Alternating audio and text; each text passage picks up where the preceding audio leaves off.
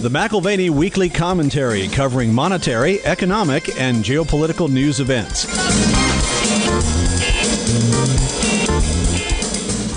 Everything in life is nuanced, and everything on a political platform becomes very bifurcated and good or evil, and that's not nuanced at all. So now that we're past the election, we need to start getting into the fine brushstrokes and figuring out what are the things that we need to hold on to and what are the costs of letting them go. Now here are Kevin Orrick and David McAlvany.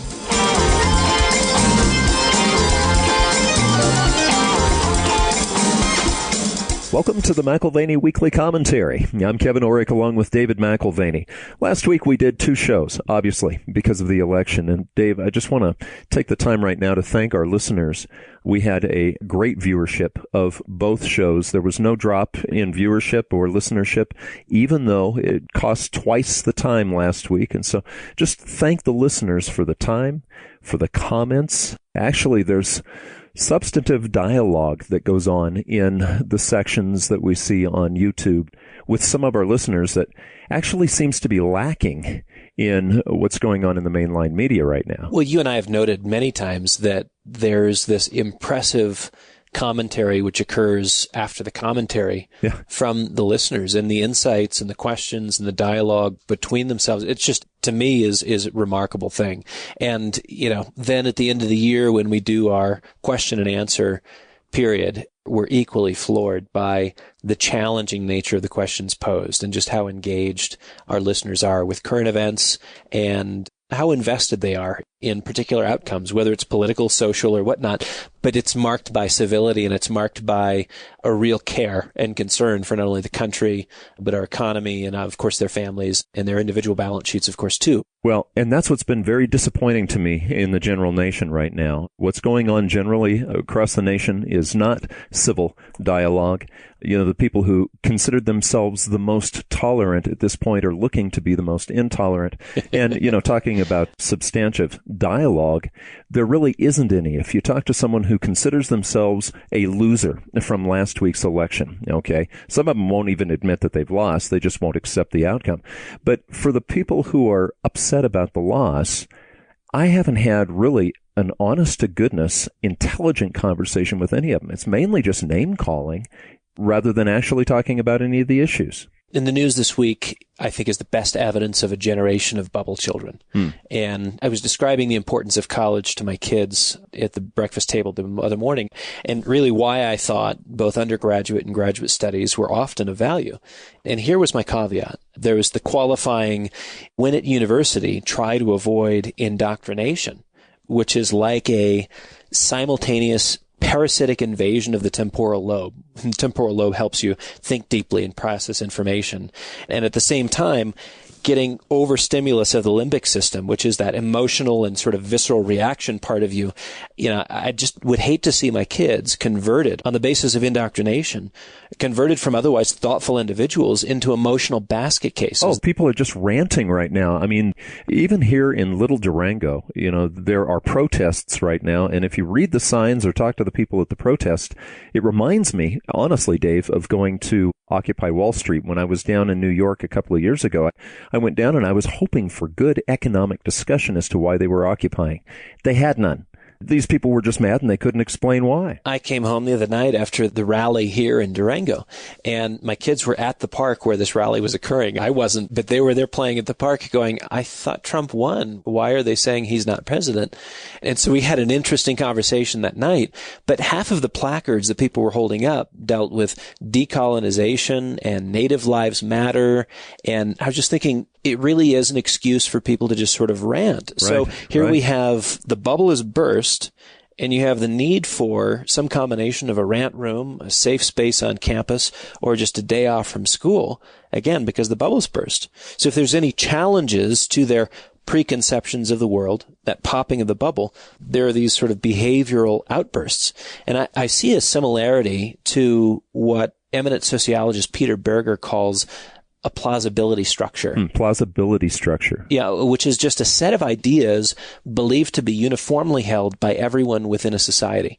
And these structures form the basis for feeling like everyone around you is like you and holds to the same ideas about reality. But then when someone discovers you are outside the belief structure and not a part of the homogeneous group, it's like a tearing of the social fabric, and it can elicit this feeling of betrayal, of danger, and it can even evoke violent reactions and protests to what was considered inconceivable. You're talking the limbic system, right? I mean, it's an emotional response from people who pride themselves oftentimes on thinking a little bit higher than the average Joe. Right. And then they feel no longer safe, right? So this appears to have occurred in the election with the Donald. I mean, Trump blew up the liberal media's plausibility structure, and the left is now scrambling for explanations, for justifications, which identify the threat, which sort of cordon off the, if you could call it, a disease of difference. People who were in fact different than them, and they didn't realize they were there, and they're not comfortable with them being there. So they still see themselves as the reasonable ones, as the gentle souls.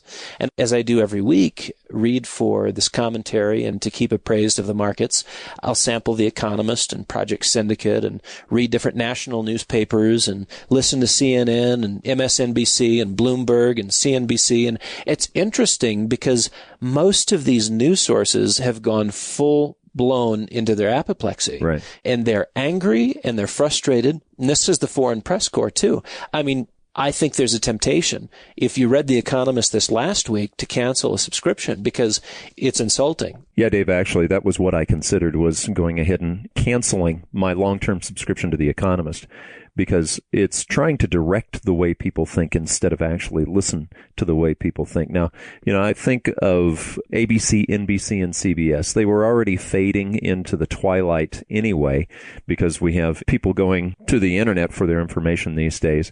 But, I listened to George Stephanopoulos, and, we talked about some of the people who consider themselves as objective analysts just really falling apart. And the New York Times, however, is coming at it a different way. They don't want to be thrown to the dustbin of irrelevance, and so they have come out and apologized, and they said they're going to change their ways. Well, you're right. They seem to be one of the few that's sort of standing in stark contrast.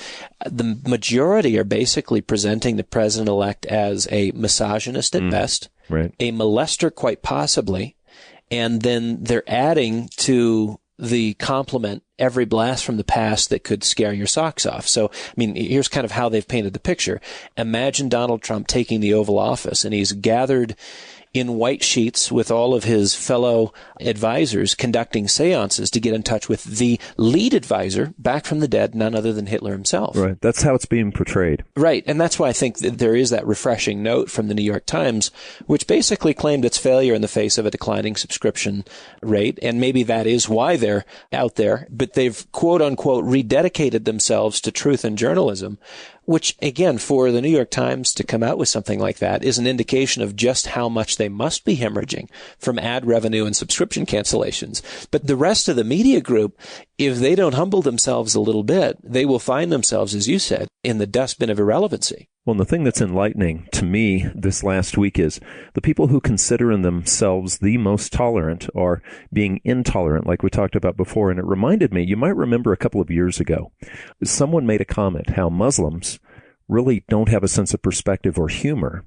And they were threatened basically with death by the Muslims, saying, what do you mean we don't have a sense of humor? We're going to kill you for saying that. There's a lack of understanding of the irony of the situation. Well, S.D. Gede wrote a book, When Tolerance is No Virtue, and there was another book by D.A. Carson. I don't remember the title exactly, but it was a similar title and similar theme. And both of them suggested years ago that there's this deep thread of intolerance in the tolerance movement, and that is the movement of stridently politically correct people. And they would say something like this: we're open to all ideas unless they conflict with ours. That would kind of be the gist of it. And if you haven't fought hard to hold the moral high ground, and if you look at the current university environment, it operates more out of intellectual intimidation than it does of free thinking. But if you haven't fought hard for that moral high ground, but have instead over the last 20, 30 years benefited from bullying tactics, and then you lose the high ground, kind of difficult to regain it. And so the first appeal seems to be violence, threat, an increase in volume, shouting. I mean, intellectually, the left is more empty-minded than it is open-minded. And this reminds me of something Chesterton said: we keep an open mind like we keep an open mouth to close on something solid. And in this case, the empty mind assumed that its plausibility structure would never be challenged, and that if you were occasionally reading a New York Times article or an Atlantic Monthly article, that was sufficient to be informed and to appear to be thoughtfully engaged with ideas and cultural trends. And sort of long gone are the days of the hard work that went into developing a coherent argumentation, the hard work of argumentation. I'm not talking about civil argumentation. Debate where ideas are worked out rigorously, again, with a certain degree of generosity. That's been out of practice for a very long time. And we had the presidential debates being just one example of that. But the news media's preference for shaming into compliance is just one other example. They're not engaged with ideas or issues. It is sort of a social corralling. And if you don't agree with the latest liberal agenda item, you are the person who can be subjected to any manner of dehumanization. So after all, we've found someone who's different with different views. And the easiest explanation, or the knee-jerk explanation, when you're dealing with the destruction of a plausibility structure, is to assume that that person is evil or dangerous or insane or all of the above. Well, and that can happen on either side of the equation. Okay, so of course, the left at this point has been left behind, and they don't know exactly what to do. But the other side of it still needs to debate. Okay, so if the left has lost their ability to debate, possibly because they've been in power for so long. I mean, we talked about on Friday, Dave, that it's been since 1928 that the GOP has controlled the House, the Senate, the presidency, and what probably will be weighting heavily the judiciary. And I think with that lack of power, my hope is that the left actually does engage rigorously in debate, and it raises the bar for both left and right in terms of why we're doing what we're doing and what are the justifications for it, because they're not operating with ease anymore. They're going to have to fight against whatever Republican majority wants, and they're going to have to fight for everything that they want to defend and not cede to the Republicans. And I hope, again, that that's not done on the basis of fear tactics, but they look at and reflect on the better approach, which is how do we educate people towards a proper conclusion? In some instances, they'll find they can't. In some instances, they'll find they can, but it'll be harder work than they're used to. Well, and you have talked about how your family handles things, that the relationship is not broken just because you disagree. And I think sometimes we can get a bad name for tolerance. I'm sick of this whole intolerance argument. But I also want to be a tolerant person. I want to be a person that doesn't break the relationship just because I don't agree. So I think we should look at what is good tolerance versus what is this misnomer that we've been taught is, political correctness. D.A. Carson quoted from the United Nations Declaration of Principles of Tolerance. This dates back to 1995, where it asserts that tolerance involves the rejection of dogmatism and absolutism. And also from Carson's book, he quotes Thomas Helmbach, who's executive vice president of the National Lambda Chi Alpha Fraternity, who wrote that the definition of the new tolerance is that every individual's beliefs, values, lifestyle, and perception of truth claims are equal. There's no hierarchy of truth. Your beliefs and my beliefs are equal, and all truth is relative. That's very, very postmodern thinking, isn't it? Well, I read Gede and a bit of Carson in college, and this past week had to brush it off again because it hits the nail on the head. This is what Gede says. He says, in the past, political correctness generally centered on issues that were quite substantive. Right. The Victorians were prudish about sex because they were enthusiastic about bourgeois morality. In the 50s, many Americans were intolerant of any notion that seemed remotely pink, socialistic, because they assumed communism to be a major threat in their economic and political freedom. Today's PC, however, is intolerant not of substance, but of intolerance itself. Thus, although the politically correct world would have a great deal of difficulty agreeing on what constitutes goodness and truth, they have no trouble at all agreeing that intolerance itself is wrong. Why? Because no one deserves to be offended. Right. And so when someone is offended, as we've witnessed in the aftermath of the election, they not only cry foul, but it would appear they intolerantly cry for vengeance, justice, or return to sanity. Again, their plausibility structure has been challenged, and they're now in a crisis of sorts. And people often don't behave rationally when in a crisis. They should perhaps, but I think what happens is they broaden their emotional response spectrum. Well, does D.A. Carson go back and talk about what old tolerance is versus this new tolerance? Yeah, the old tolerance, he says, draws its limits on the basis of substantive arguments about truth, goodness, doing harm, protecting society and its victims, while the new tolerance draws its limits on the basis of what it judges to be intolerant, which has become the supreme vice. Right. Advocates of the new tolerance often find no more scalding epithet to hurl at those with whom they disagree than intolerant. Oh, yeah, it's the worst. I mean, to be named intolerant, at that point, you're written out of the argument. And then he says there's the related categories of being bigoted, narrow-minded, ignorant, and so forth. So, I mean, Carson didn't know who was going to win the election, but he has grasped a current social trend and accurately predicted how, for instance, NPR's Steve Inskeep or MSNBC's Rachel Maddow have added more heat to this current discussion and not very much light and insight to the conversation. Well, it sounds to me like that would be a book that would be worth reading then, the book by Gede. It was just an interesting look. I mean, again, this dates back to like 1993 when I read it for the first time, When Tolerance is No Virtue, Political Correctness, Multiculturalism, and the Future of Truth and Justice. It's an engaging little book. Well, and all of us have had to learn to adapt to this new paradigm over the last week, Dave. I mean, look at the markets, how they behaved. The night of the election,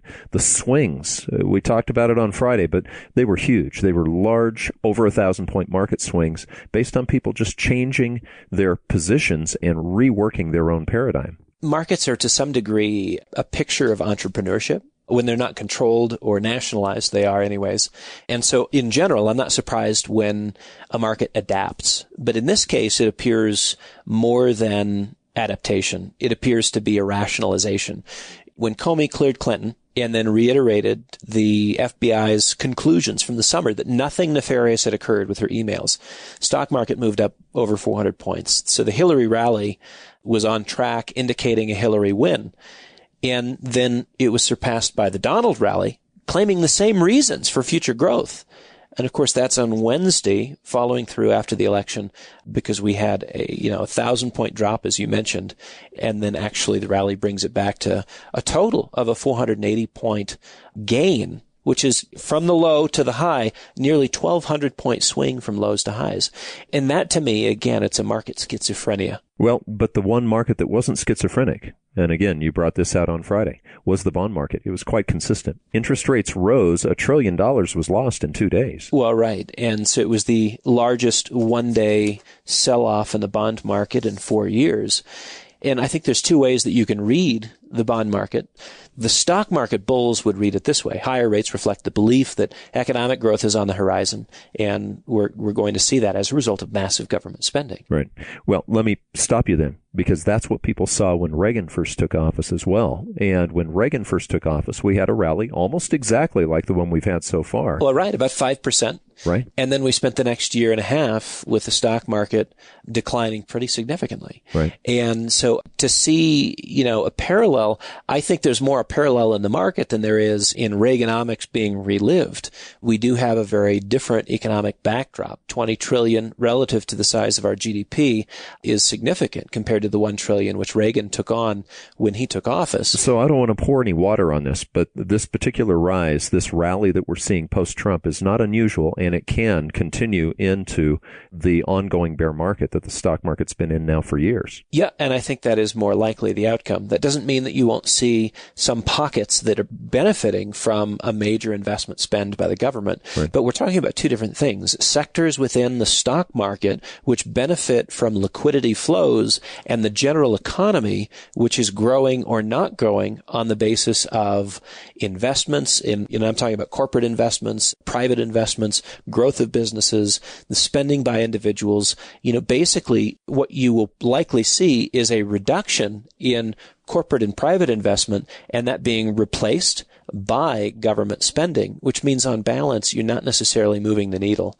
So there is this second interpretation, a reading of the bond market, which would be that rising rates reflect a market concern over too many obligations already in the system. Mm-hmm. And Ray Dalio, who I mentioned last week with Bridgewater, has suggested that with Total IOUs, well over 10 times the size of the economy. That is, again, we've looked at debt to GDP before, and we've said, okay, that's about 330%. What he does is he takes and adds to private, corporate, and governmental debt, he adds Social Security and Medicare, and not sort of the 10-year, 20-year time frames that Larry Kotlikoff would. He's just looking currently. He's saying current liabilities for Medicare, Medicaid, added to current debts, gives you your IOUs or obligations, which are 1,000% compared to GDP. So 10 times the size of the economy, 1,000% obligations to GDP.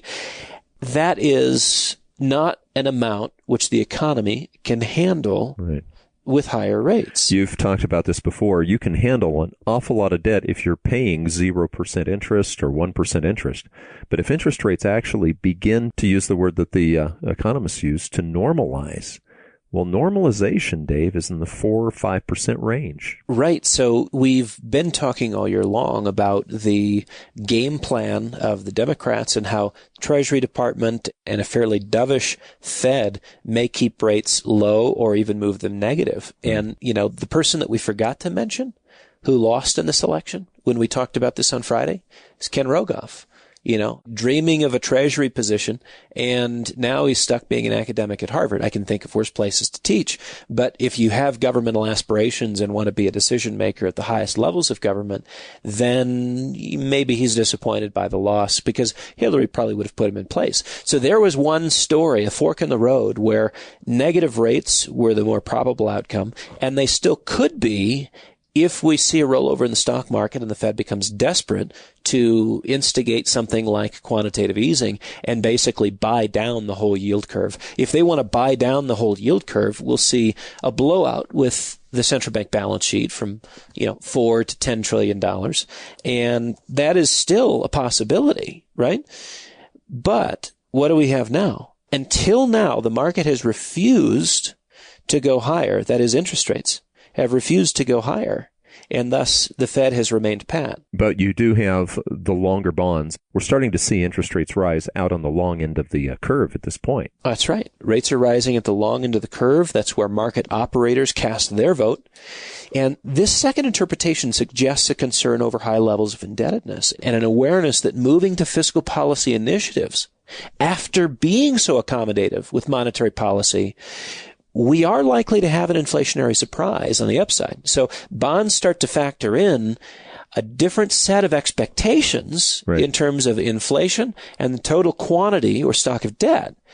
And in future commentaries, I want to explore the link between deficit spending and inflation, and explore also the connection between balance of trade deficits and their relationship with higher and, in some instances, hyperinflation. Well, let's just look at some of the signs that people are thinking inflation other than bonds. Okay, bonds have always, up until this managed economy stuff that we've had over the last couple of years, have always been a great indicator of risk of future inflation. I mean, what is the risk of holding currency long term? That's what a bond tells you. But copper, okay, we've talked about Dr. Copper in the past. Dr. Copper tells us what people expect as far as infrastructure building, but ultimately inflation. I mean, copper is one of the key components in most future infrastructure. Yeah, well, if we say that copper has a PhD in economics, the movement of copper is very important to figure out what is next. Didn't it go up double digits last week? Well, that's right. So nickel and copper were both up double digits last week. And this is based on the idea that infrastructure spending will positively impact the sector, which I think is reasonable in the short run. We said that on Friday. The market is, however, raising expectations outside of those sectors. It's raising expectations for sort of broad-based 3 to 4% economic growth. Which we've been lucky to get 2 or less up to this point. That's right. And so we're currently at sub 2% levels. I think a significant question I'd like to keep in focus is, are we willing to buy a few years of economic growth at the expense of the next generation's opportunities and at the expense of creating even greater burdens? Because, look, we had Obama who massively increased the scale of debt, and we've got Trump who's likely to be even more aggressive at increasing our debt. Well, let's look at that for a second, because Carmen Reinhart, she pointed something out when you interviewed her 6 weeks ago, Dave, that really was stunning. She said, the Fed doesn't have a mandate to deal with debt. And I thought about this later, and I thought, the president really doesn't seem to have a mandate to deal with debt either, because when Reagan came in office, he had brand new ideas. It was a paradigm shift. He had defeated what everyone thought was the shoe-in candidate, the incumbent, Jimmy Carter. All of a sudden, the paradigm had to shift, and Reagan was then facing a recession. And he sat down with his cabinet members, and they said, all right, there's only one way out of this, and that is to triple the debt. And so they went from $1 trillion, which it took America 200 years to get to, and during the Reagan administration went to $3 trillion. Now, a lot of people would argue who were with Reagan at the time that it was worthwhile because we had the Russian threat to defeat. The wall fell, and a lot of people say, well, it was worth the debt. But you look at Trump, there's an awful lot of things he says he's going to do. He probably can't fund it with revenues, right? Well, and I think, like everything in life, sometimes you're stretched thin. Have you ever had one of those days where you're just tired and worn out and you don't have a lot of margin and somebody cuts you off in traffic and boy, you holler instantly? And it's almost without control. You're just like, oh, that was a knee-jerk response. And maybe 10 seconds later, you think, well, that was a little uncalled for. Right. But at the time, you felt like it was warranted. You didn't even think whether it was warranted. But the question is, how much margin do you have? Right. And the same is true if you're looking at an equity portfolio or a net worth statement. How much margin do you have? I mean, for some people, taking a 10% loss is catastrophic. For some people, taking a 10% loss, it absolutely does not matter one iota. Right. How much margin do you have?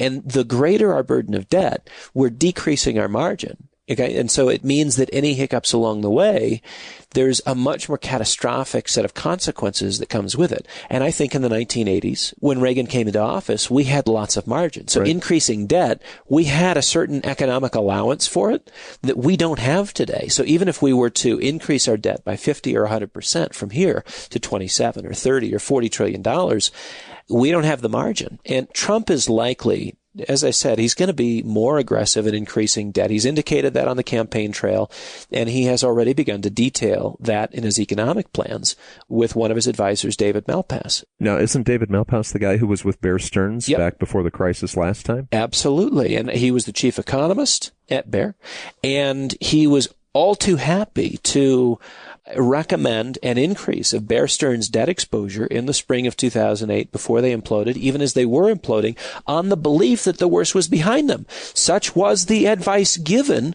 while he was the chief economist at Bear. Right. And I think we should remind the listener that Bear Stearns did not make it through the financial crisis. That's right. So, I would say don't be surprised. Don't be surprised if debt to GDP figures reach 150% on Trump's watch, getting to 27, 30 trillion, maybe even 40 trillion, but that would be an outside figure, doubling the national debt. I think this is less of an economic growth story, coming full circle to that second point, which I kind of favor the second argument, what the increase in interest rates signifies. Right. And you said that second reason is because of the concern for the debt burden. I think it's less of an economic growth story and more a story of government-financed spending spree.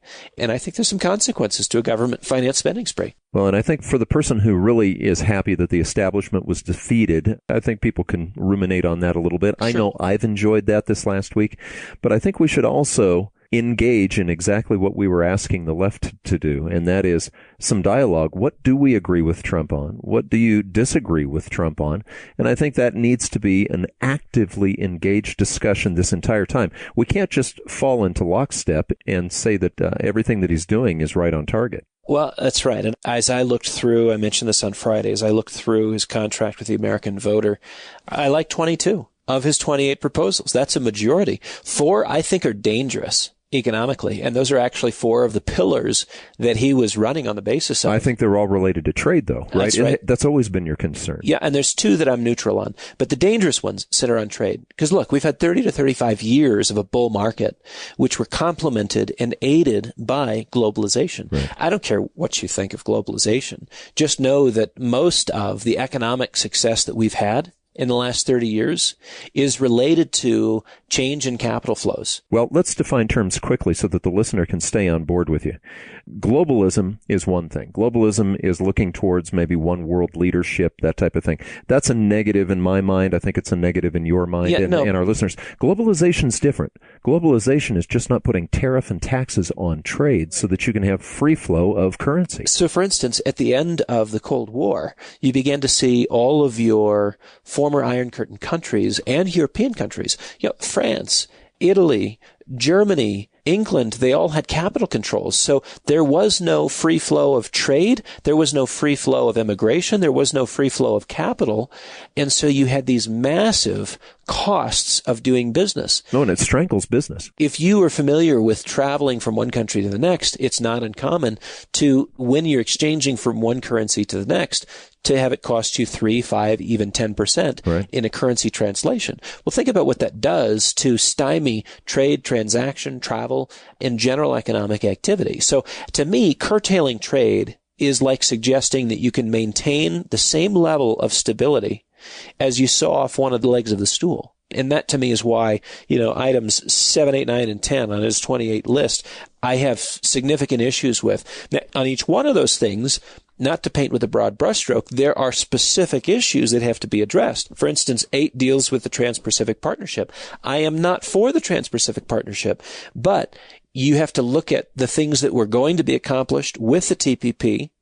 There are 3 positives for every 10 negatives attached to it. Mm-hmm. And if you could go back through and scoop up the 3 positives and reject the 10 negatives, now you're making some progress. So again, it's just everything in life is nuanced, and everything on a political platform becomes very bifurcated and good or evil, and that's not nuanced at all. So now that we're past the election, we need to start getting into the fine brushstrokes and figuring out what are the things that we need to hold on to and what are the costs of letting them go. Well, and we want to differentiate between immigration problems and capital flow problems. Okay, you can continue to do business worldwide and still have a solid immigration policy. And I think sometimes people blur those lines. Kevin, it's funny. One of our clients sent this to us, and I'm not sure if this is just sort of a spoof, but I got a laugh out of it. As the election results came through, there was an internet collapse, a website that couldn't make it under the strain of pressure, and it was the Canadian immigration website. Everybody wanted to leave. And so one of our clients sent us this week. I thought it was hilarious. Said, boy, oh boy, are all those Americans wanting to flood my country of Canada going to be shocked when they find out we have actual immigration laws. You got to have money in the bank, marketable skills, sponsors, monthly checkups with immigration, and a multi-tier application process that takes about 10 years. All those things Donald Trump wants for your immigration policy, but you hate so? You want to move here, but you can't. So, there is this idea of there being a benefit to the free flow of people, capital, ideas, and this globalization, free trade, open borders. This was a part of the growth story through the 80s, 90s, and the aughts. And the problem is, as Jim Bianco points out this last week, is that 2008 and 2009, that recession, what happened was it was not equally unfair to all. In other words, if everyone suffers equally, there's a sense of solidarity by the losses taken. Right. But if it's unequal, then people are bitter about it. Well, the haves remained the haves. The have-nots became even more so. Right. So the bailouts of the banks left the silent majority feeling like it was an episode that was unequally difficult. And so we have this reemergence of populism. There was no Arthur Andersen. There was no Enron, as there was in the earlier recession, 2000, 2001, where at least in that recession, those entities were destroyed. And in essence, they paid for the sins of the marketplace.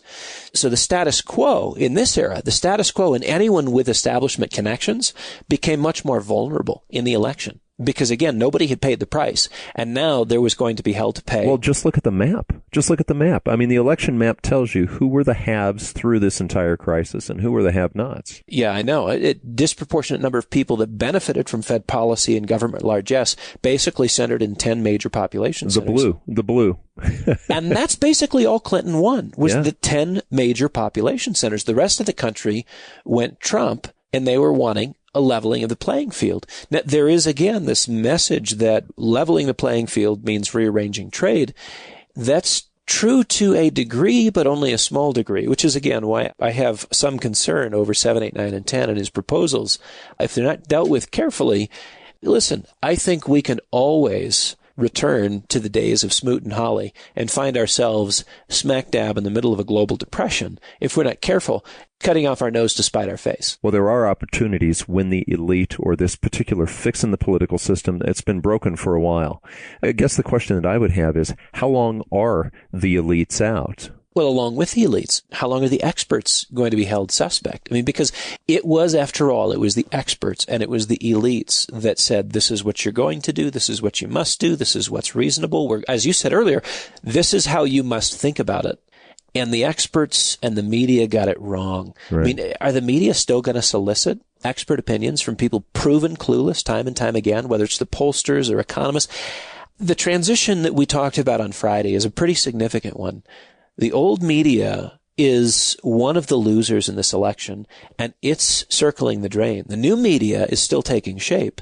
And, clearly the bear market tumble last week continued in one particular sector. We saw it in bonds, but we also saw it in media credibility, and there was no bounce. There was no bounce in terms of the bear market impact for media credibility and, quite frankly, establishment political control. Yeah, so it is sort of a new world for us, but I have to go back and look at bubbles that we've seen pop in the past, Dave, because we've seen them spread from, we can go back and we can go to the tech stock bubble of the late 90s. We saw that thing blow up, and as it started to pop, of course, Alan Greenspan was in at that time, and we saw the real estate market become unusually large. So that bubble transferred to the real estate market until about 2006, 2007. That bubble popped, and it became a debt bubble. Okay, the bailout came from the very top, and this large debt bubble, you're talking about the bond market, I'm talking about the debt bubble. It's the same thing. Could the next bear market, this next bubble that pops, could it be the biggie? Could it be the debt market? It outweighs everything else. Right. Now, I had an interesting conversation with Robert Prechter over dinner just a few weeks ago. And of course, he's significantly bearish and looks at credit and these long-term trends and thinks that this is actually the end of a major supercycle going back to growth that we saw off the lows of 1932. And of course, that was after an 89% implosion in the stock market. We've seen growth in sort of a 2 steps forward, 1 step back. Some of those 1 steps back have been catastrophic along the way, but from 32 to present, a growth trend. And he's suggesting that this is a super cycle top. I think the next bear market may well be the grand imperial one. That's the debt markets. After a move like we saw last week, I think on a shorter term basis, you could expect the bond markets to calm down a bit, for yields to drop. I mean, it moved fast and hard, but the big question is the interest rate question.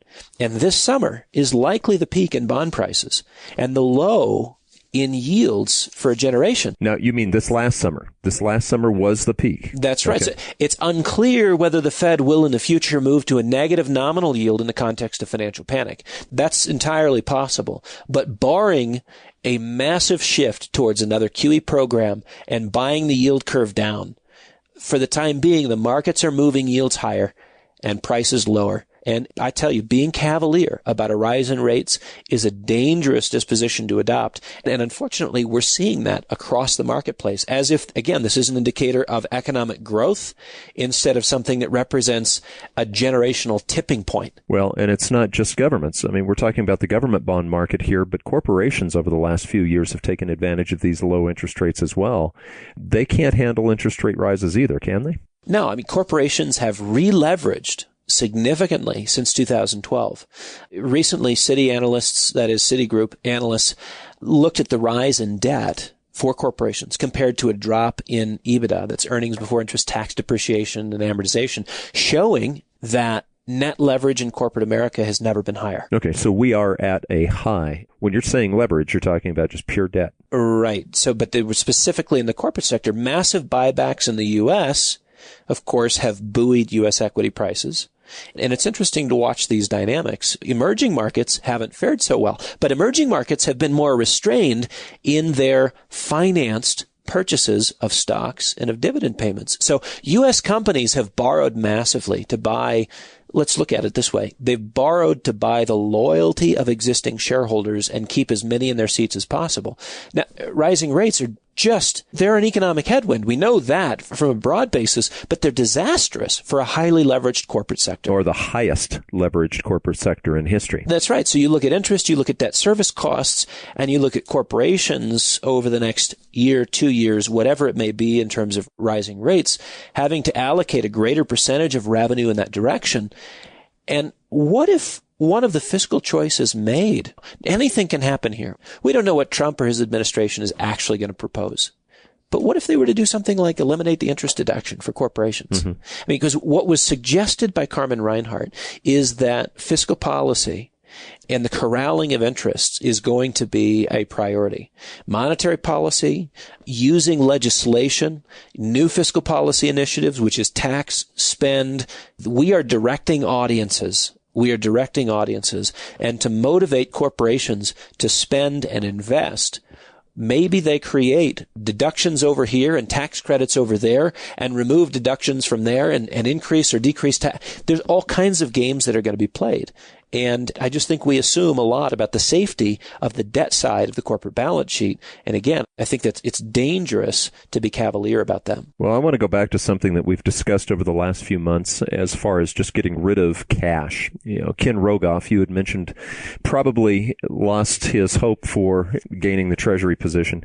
But Ken Rogoff did write the book about removing at least large denomination bills from our economy. Now, that may have slowed down a little bit with Trump's winning, but look at India right now. India's taken the large denomination bills out.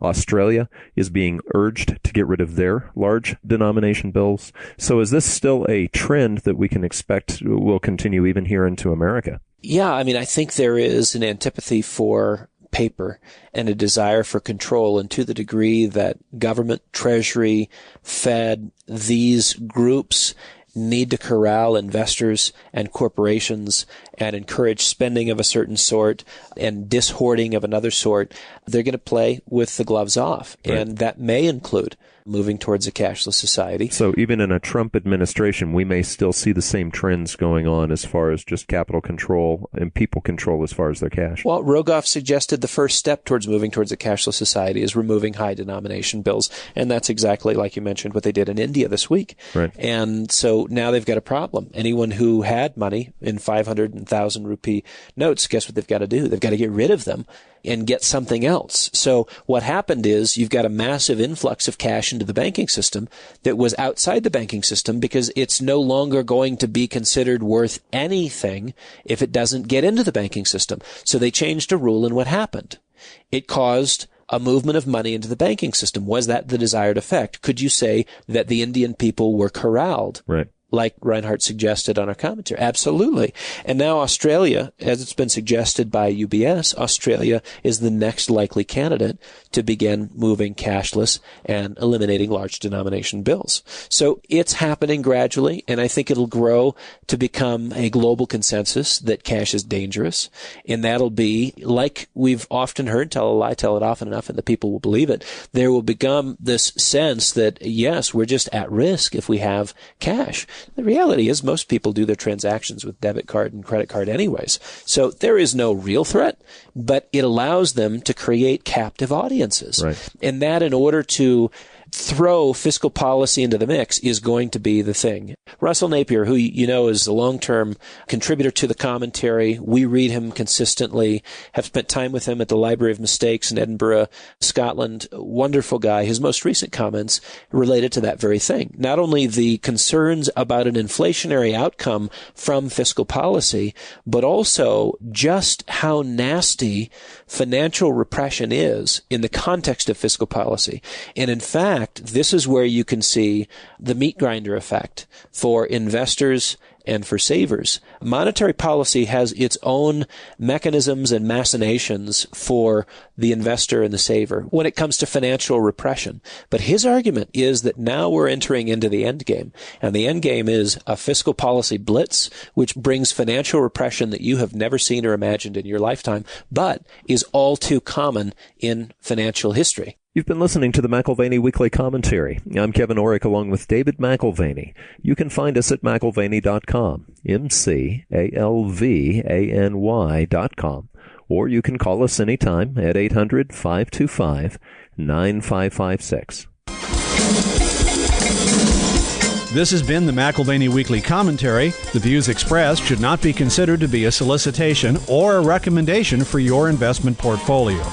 You should consult a professional financial advisor to assess your suitability for risk and investment. Join us again next week for a new edition of the McAlvany Weekly Commentary.